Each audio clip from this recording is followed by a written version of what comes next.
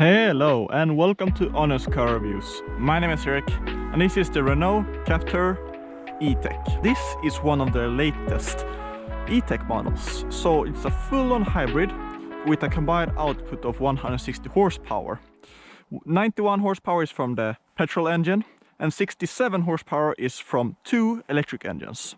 Renault claims that all this tech comes from Formula 1, and in some sense I believe them, because making a hybrid system or an electric engine and gearbox and everything combined is not an easy task. This Renault Captur is a home run, at least in the front and actually also in the rear.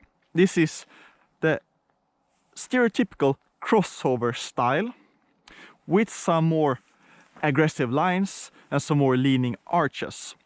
The front looks more aggressive, but it also looks unique, it looks fresh.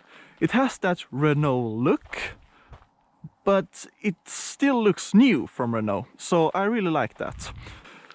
A lot of plastic here and this bash guard as well. The key from Renault's newest cars is like this. Looks hideous. Yeah, just do something else, please. The rear seats are slidable. And you have the Captur's way of welcoming you. This is the classic, you press it up and then you can slide the rear seats. But you have to use quite a lot of force, so it's quite difficult. So you have to have your foot or something, so you can slide this forward and backward. Interesting that you can increase and reduce the size. If you have small children, you can push it forward and you have more luggage capabilities.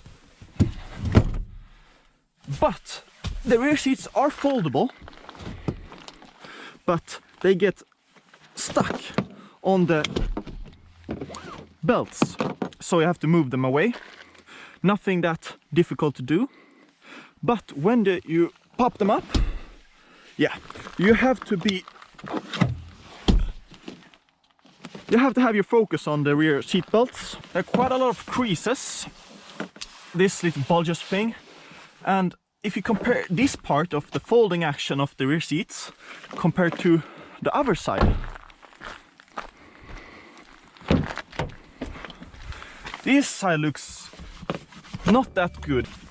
And as you can see, there's a lot of plastic. And this simple one tone makes it look very dull, because I mean you have this entire part apart from this is plastic. It is a budget car or a budget hybrid with good hybrid capabilities. This is Renault's new interior and I really like it. A new infotainment system or new generation from Renault, a digital gauge cluster, and an all in all very nice interior. The perceived quality at the side doors, not the best, and yeah, there's only one heated steering wheel button down here. Really nice action of the dials, really nice. Simple, can control the temperature simply. And you have a new control for your volume. And you can't see this, but behind this little stock, there's a little wheel that you can twist to right or to the left, clockwise or anti-clockwise. And that controls which track you're in. So if you want to go forward, you twist it clockwise. If you want to go backwards, you twist it counterclockwise. Very simple and much nicer than the one of previous Renaults. The car started, but you can't hear anything because right now it's in pure EV.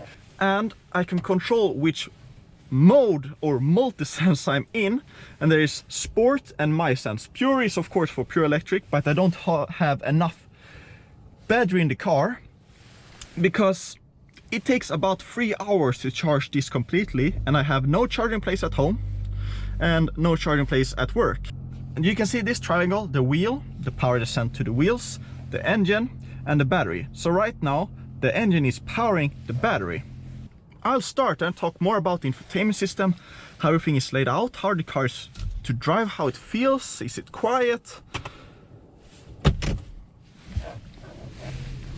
And it's such a nice sensation to be able to drive away quietly.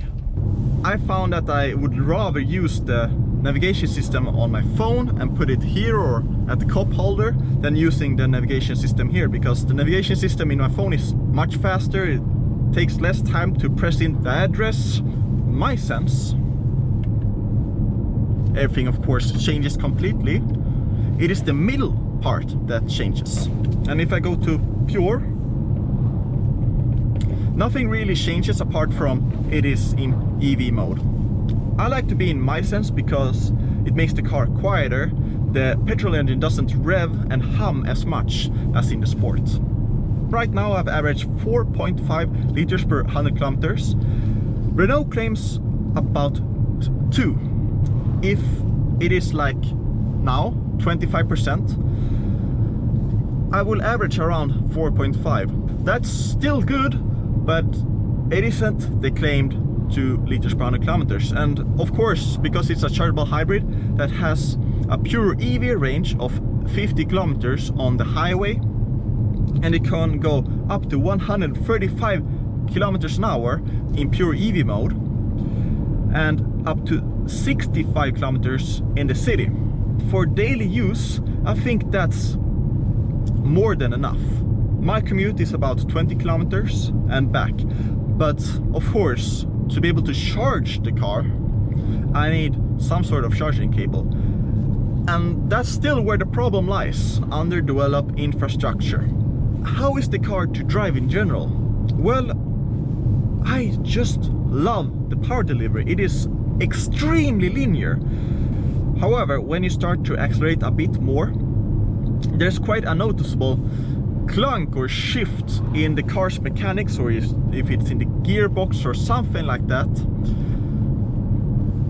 And it is that noticeable that you think maybe something is broken in the car. No, it's just the hybrid system switching power and putting on the gears, switching off the gears and doing its things.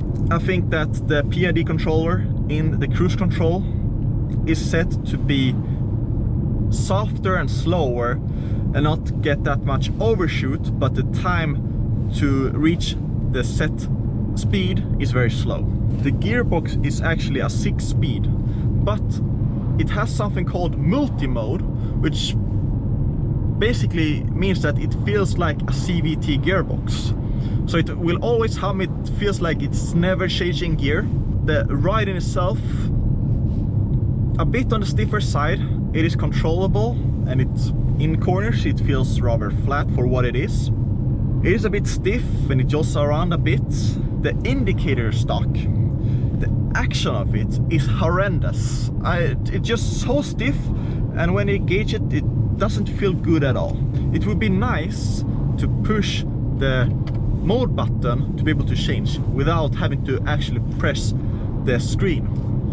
You have the possibility to push the EV mode, but I have to go into sports. I have to push the screen. I mean, why? Just why? It doesn't make sense. To summarize, the Renault Captur E-Tech,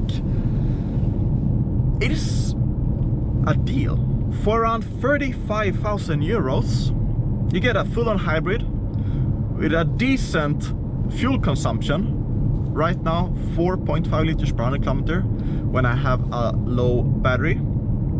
Around 2 liters per 100 kilometers if you have the possibility to charge it at home, at work, or wherever you are.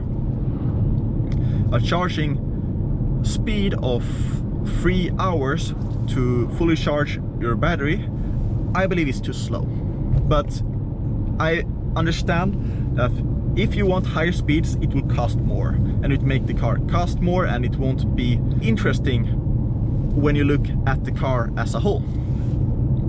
160 horsepower, a low fuel consumption, a nice exterior, and a decent driving experience makes this car a viable option for approachable full-on hybrid. That's my final review and final conclusion for the Renault Captur E-Tech. See you next time.